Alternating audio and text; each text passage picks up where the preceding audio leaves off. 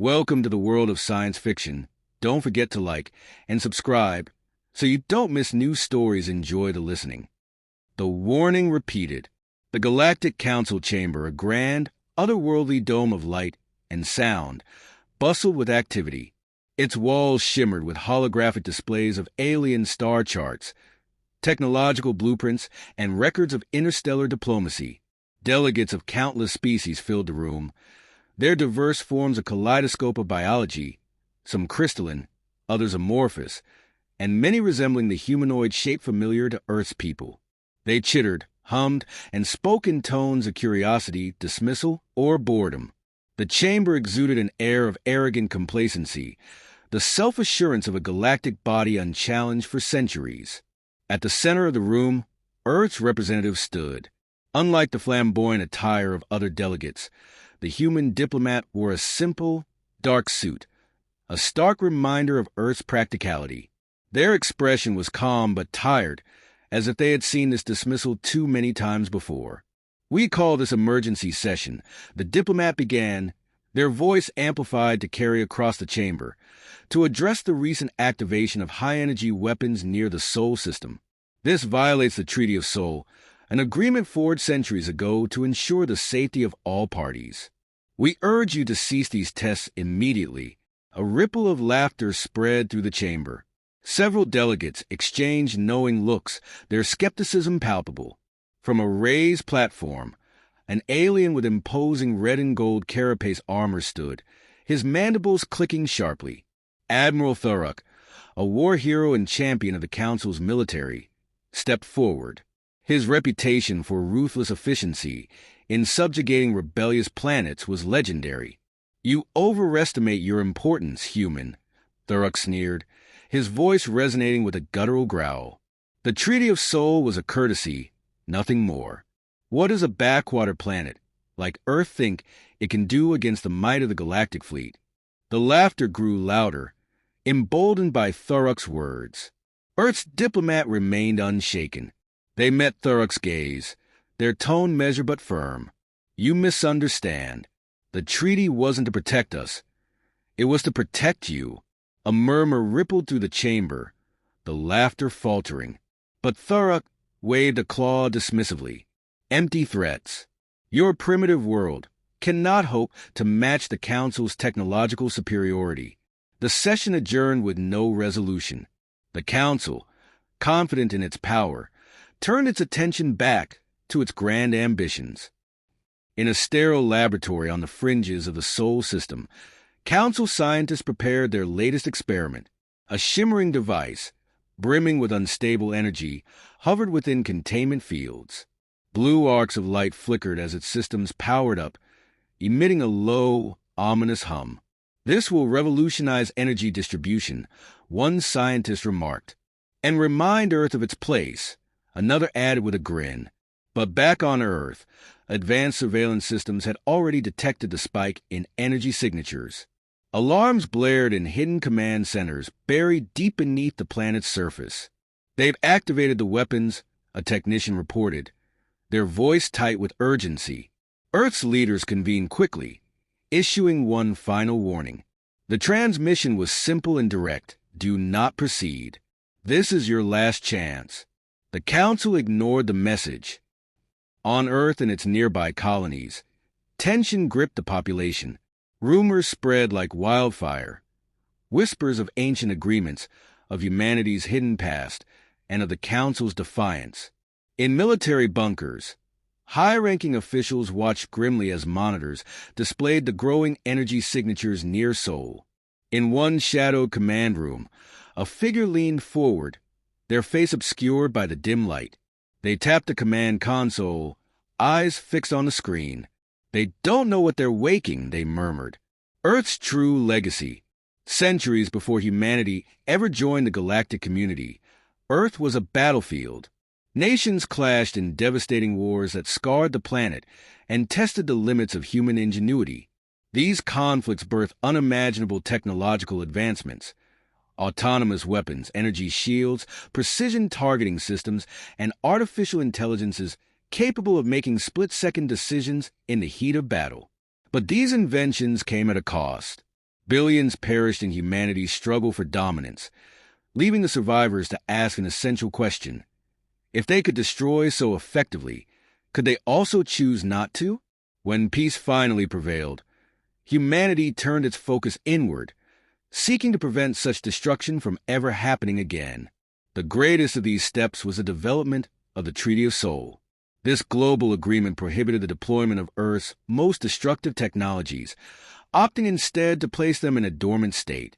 These systems were hidden in the deepest oceans, within planetary crust fault lines, and even in low Earth orbit. Humanity believed the treaty was their safeguard against themselves, a decision to prioritize progress over violence. But the galaxy was watching. When humanity eventually made contact with the Galactic Council, it was a fragile, recovering species, eager to trade knowledge and resources but careful to hide its darker past. Earth joined the galactic community as a peaceful, pragmatic world, never revealing the sleeping Leviathan buried within. Unbeknownst to the Council, humanity's defense network had never been dismantled, merely put to rest. The systems remained programmed to respond autonomously to specific triggers, particularly energy signatures associated with Galactic-class weapons. Earth knew that if such weapons ever came too close, the systems would activate without human intervention, a final safeguard written into their programming. Beneath the waves, deep within the trenches of Earth's oceans, gigantic silos held weapons that hadn't been touched in generations. Subterranean power grids linked vast underground systems that could be activated within seconds. High above the planet, in orbit, stealth satellites cloaked in cutting-edge technology drifted silently, their sensors perpetually scanning for threats. Earth's leaders knew these systems existed, but only as a distant shadow, something they prayed would never awaken. The arrogant Admiral Thurrock and his fleet had no such understanding. In their hubris, they believed Earth's warnings were empty. Thurrock stood on the bridge of his flagship, watching as dozens of Council vessels prepared to enter Earth orbit. His sharp, chitinous mandibles clicked in satisfaction. "Position the fleet," he ordered. "Earth will surrender or burn." Back on Earth, the planet's leaders gathered in a dimly lit war room. Screens flickered with data, fleet formations, energy readings, and the unmistakable signs of unauthorized high-energy weapon activations. Humanity's sensors didn't miss a thing. "Are the systems responding?" one official asked, their voice tense. A technician nodded grimly. "They've detected the energy signatures. Activation is imminent." The room fell silent. For decades, humanity had worked to avoid this moment. Now, they could only watch as their ancient legacy stirred. Across the planet, faint tremors rippled through the ground. Hidden beneath the Earth's crust, dormant power grids hummed to life, drawing energy from geothermal reserves. In orbit, invisible satellites powered on, their sleek forms cutting through the darkness of space. Cloaked drones stationed in the asteroid belt activated, aligning themselves toward the encroaching fleet. On Earth's surface, the skies began to glow faintly as energy pulses flickered along the planet's magnetic field. Civilians looked up in awe and fear, unsure of what was happening. Deep in the command room, the shadowy figure from earlier murmured softly, "They've woken it. Now they'll see." The annihilation. Above Earth, the Council's fleet hung in formation, its vessels shining with an aura of technological superiority. Admiral Thurrock stood confidently on the bridge of his flagship, surveying the blue-green planet below. "Let them tremble," he muttered. "This will be a lesson they will never forget." He was correct, though not in the way he intended. Without warning, Earth's orbital defenses sprang to life. Hypersonic drones shot out from concealed stations in Earth's asteroid belt, their sleek forms slicing through the vacuum of space at impossible speeds. Precision energy cannons emerged from hidden satellites, each shot finding its mark with surgical accuracy. From Earth's surface, subterranean silos launched swarms of missiles that curved impossibly through space, guided by AI algorithms far beyond anything the Council had ever encountered. The first strike was devastating. A Council destroyer at the vanguard of the fleet was obliterated in an instant, its shields collapsing as a barrage of energy pulses tore through its hull. The debris scattered like dust, the brilliance of the explosion illuminating the startled faces of alien officers aboard neighboring ships. Alarms blared throughout the fleet as the Council's vessels scrambled to respond. Their advanced shielding, once thought to be impervious, crumbled like paper under the unrelenting assault. On board the flagship, chaos erupted. Commanders barked orders, their voices tinged with desperation. "Activate countermeasures," one officer shouted. "Deploy all fighters. Return fire." But the fleet's advanced AI systems, designed to handle any galactic threat, were completely overwhelmed. Earth's drones and missiles moved too quickly, their algorithms predicting and countering every defensive maneuver before it could be executed. Fighters launched from the Council ships were destroyed before they could even form a coherent formation. Admiral Thurrock's mandibles twitched furiously as he slammed his clawed hand onto the control console. "Impossible! Their technology can't match ours." An officer turned to him, eyes wide with panic. "Admiral, it's not just matching us, it's exceeding us. They've anticipated every move." Thurrock's pride faltered as he stared at the tactical display. Ships disappeared from the screen one by one, each loss punctuated by the flicker of another explosion visible through the flagship's viewport. "This wasn't supposed to happen," he whispered. The battle was over in minutes. Of the dozens of ships in the Council fleet, only a handful remained, retreating in disarray. Earth's automated defenses had made quick work of the once mighty armada, ensuring no escape for those caught in the direct line of fire. Debris from the shattered fleet began to descend toward Earth, but the planet's defenses didn't stop at destruction. Advanced systems deployed nanite-controlled drones that disintegrated the falling wreckage before it could reach the atmosphere. Not a single piece of debris struck Earth's surface. Aboard the few surviving ships, shell-shocked crew members sent frantic distress signals to the Council's home systems. "The fleet is lost," one message read. "Earth is not what we thought it was." Back on Earth, the final phase of the defense systems activated. From one of the Cloak's satellites, a transmission was sent directly to the Council's central hub, bypassing all security protocols. The message was simple but chilling. A human voice, calm and resolute, echoed across the stars. The Treaty of Soul was a warning, not a suggestion. "You unleash this. We sign it to protect you."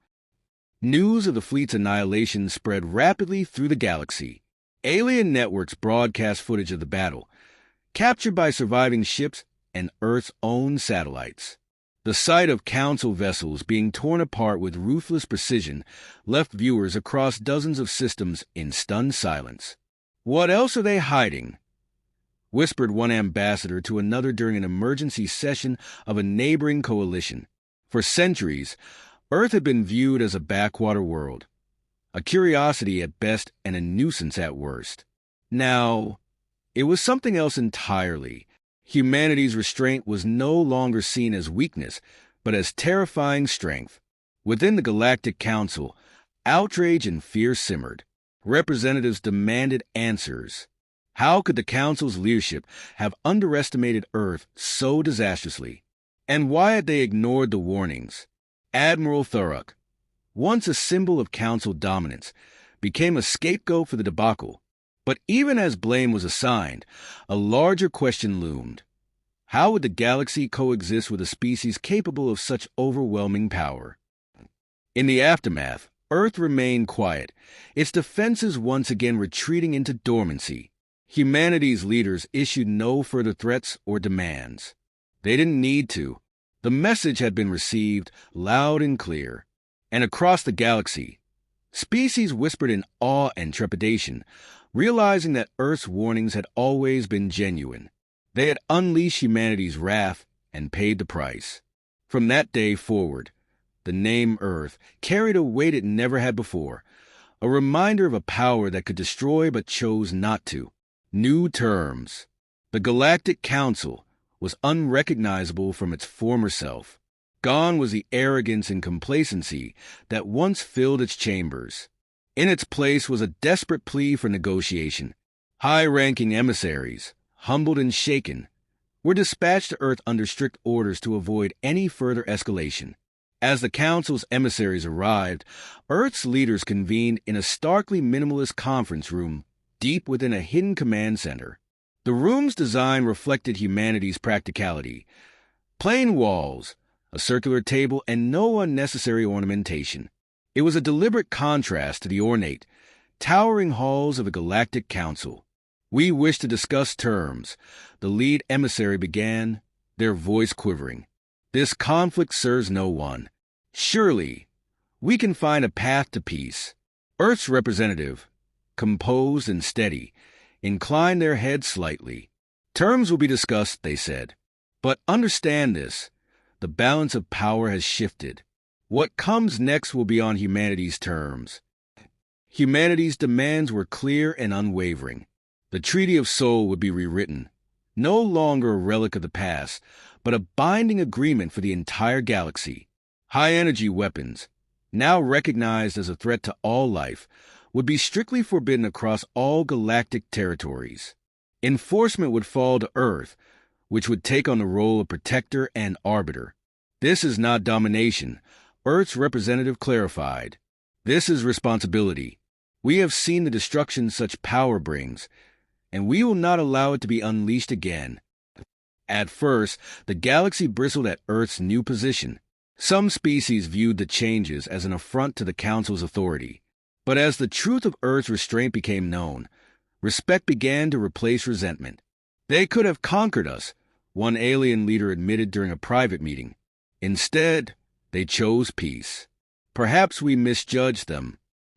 In the closing moments of the negotiations, Earth's representative rose to deliver the final words. Their voice was calm, but carried an unyielding resolve. "We once feared our capacity for destruction," they said, looking directly at the Council's emissaries. "But we learned to temper it. Perhaps now you will too." The emissaries, humbled, nodded solemnly.